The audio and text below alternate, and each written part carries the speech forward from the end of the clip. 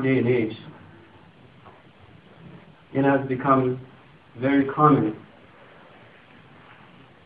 that every week you hear of a prominent, famous, well-known figure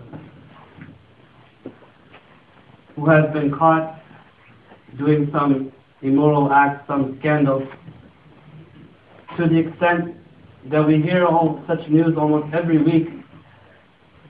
There was a time when these things used to be shocking to us and we'd look into the story, but now we hear it once, we don't even look into it because it becomes so common. And this is on not only on a national scale, international scale, but dealing with the community, same thing. In our community, there used to be a time where we would be shocked when some brother would come and say, do you know such and such doctor? He came today and he took his car and he drove over the lawn. Such and such engineer, well-known brother of the community, he came today and he began arguing and verbally abusing the volunteers outside. Such and such businessman who's been donating so much to the masjid for such a long time, he came today and he spat some fun or whatever outside on the sidewalk. There was a time when we used to say, are you sure is this person? Half of the community are his patients. Are you sure is this person? We are all going and buying from his store. And subhanAllah, not only looking from that perspective, even about ulama and qurra. People are coming up, do you know that such and such ulama, alim, scholar, do you know what he did?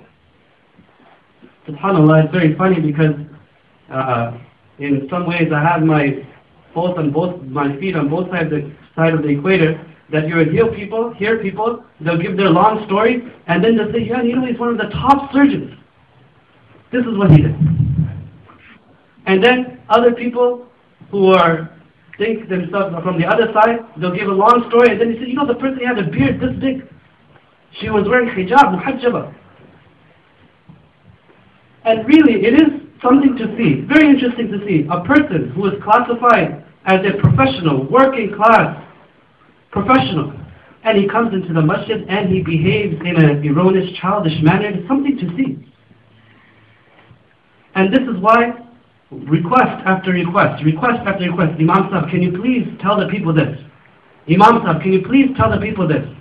Imam Sahib, can you please tell the people to put their shoes on the rack? Can you please tell people to pick up after themselves? Subhanallah. Subhanallah. If you go to an elementary school and you listen to the request that the teacher who is teaching grade 5, grade 4, grade 1, the request she is making or he is making to her students, those same requests we have to make here to adults.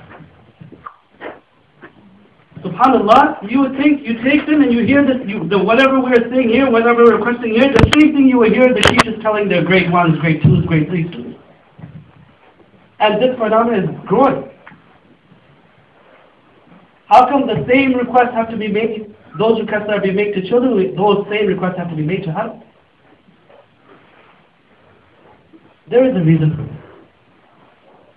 And because this is increasing, we have to stop here and look at this now. The ayahs which I recited are not only the first ayahs of Surah Al-Muzammil, they're also one of the first ayahs that were ever revealed in Quran al-Kareem. First Allah subhanahu wa ta'ala revealed Iqra, in which He set the basic guidelines and gist of learning the deen. Iqra, read. Today there's so much emphasis on reading, but we're forgetting the second part. Bismi Rabbik. Read in the name of your Lord. Read those things which will bring you closer to your Lord. And He mentions Qalam, Ta'aleem. Thereafter, Allah subhanahu wa ta'ala, He revealed the ayahs of Surah Al-Muzammil. The first ayahs of Surah Al-Muzammil are basically giving instructions to Rasulullah sallallahu alaihi wasallam, preparing him that you have a great task. We are going to give you a great task, but in order to prepare yourself for this task, these are some instructions for you, O Muhammad. And not only for Muhammad sallallahu alaihi wasallam, but anyone wanting to do the work of deen, these are instructions for anyone wanting to do the work of deen. But many of us, especially with all of our credentials and our statuses, we are missing a great point in these ayahs. Most of us think, for some reason this is the understanding, that a prophet becomes a prophet at the age of 40. Even when we went to the church the other day, one of the questions was asked, when do prophets become prophets?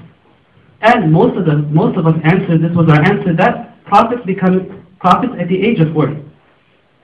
This is not true. Prophets are prophets even before they are born. Prophets are prophets even before they are born. Yes, they receive, most of them, they receive the wahi, the revelation at the age of 40. But their ruh, their souls have been distinguished amongst other souls, and they're already, the Prophet ﷺ says, كُنْتُ نَبِيًّا وَآدَمُ بَيْنَ الْمَاءِ وَالطِّينِ, that I was already a prophet when Adam ﷺ's state was between water and clay. At that time, I was already a Nabi. It's not that for 40 years they are tested and they have some requirements, and then if they pass the requirements, then Allah subhanahu wa ta'ala gives them the Nabuwah. It doesn't work like that. In fact, it is the opposite. Because, this is a very important point, because they are already prophets from before. Now, throughout their life, Allah subhanahu wa ta'ala does not allow them to do anything that is not appropriate for a prophet to do. And there are many examples. One example, for example, the Prophet ﷺ in his teen years, they were reconstructing the Kaaba, renovating the Kaaba, and just the construction of the Kaaba itself is a very interesting history. As he was a young teen, they were building the Kaaba.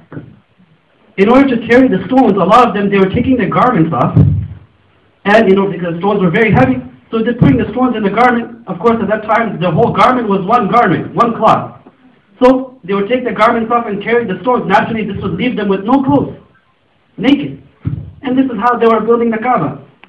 The Prophet ﷺ was also assisting them. As he was about to also take off his garment, right away he fainted. Allah subhanahu wa ta'ala did not allow him to expose his body to us. This is just to tell us that prophets are prophets even before they are born. And there are many, many examples like this. Not only was he the prophet, he was Imam al-Anbiya, the Imam of all prophets. Imagine today if all of the ulama will get together and agree and say that this is the greatest alim. Imam al-Anbiya, all of the Anbiya acknowledging Rasulullah ﷺ, the greatest of all prophets. In other words, if we were to, after Allah subhanahu wa ta'ala, the next would be Rasulullah sallallahu alayhi wa sallam. But look at what Rasulullah sallallahu alayhi wa sallam says, very important.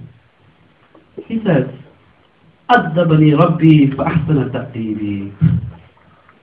أَدَّبَنِي رَبِّي فَأَحْسَنَ تَأْدِيبِي, that my Rabb taught me the adab.